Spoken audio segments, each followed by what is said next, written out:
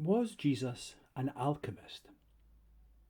Writing in this book, Alexander Rube speaks of physica kai mystica, the very earliest Greek text which has an alchemical content. According to Lawrence Principe, in this book, The Secrets of Alchemy, physica kai mystica dates to the late 1st or 2nd century. Around that time, the fourth Gospel in the New Testament was also written, the Gospel of John. This late 1st century Gospel portrays Jesus as the light which shines in the darkness. And in the 2nd chapter of the Gospel, he engages in transformation, not of base metal into gold, but of water into wine.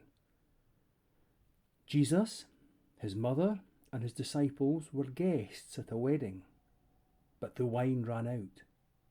In a culture which greatly valued hospitality, to have invited your guests to a wedding and then to run out of food or wine was unthinkable. The family would be talked about for years to come. Jesus steps in and tells the servant to fill with water the 6 stone jars that were used for ceremonial washing and cleansing. These held no less than 20 to 30 gallons each. He then told one of the servants to draw some water and take it to the master of ceremonies. Now, we can only imagine how much the servant did not want to do that. His boss would be stressed because the wine had run out, and here was a strange guest wasting the servant's time, telling him to fill up the jars, and then this servant was supposed to take some of the water to his boss to taste.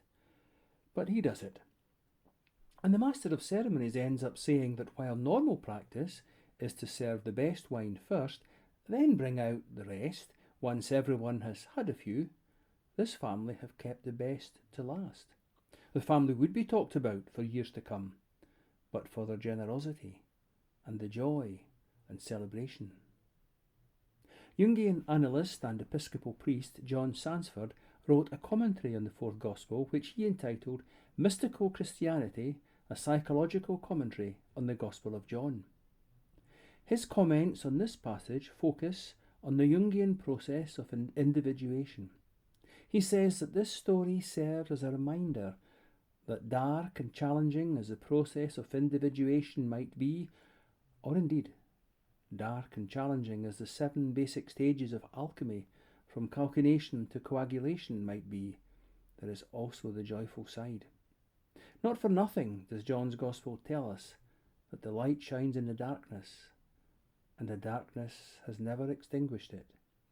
So, as your own spiritual and psychological journey continues through whatever landscape you are currently going through, may you know the presence of that light with you.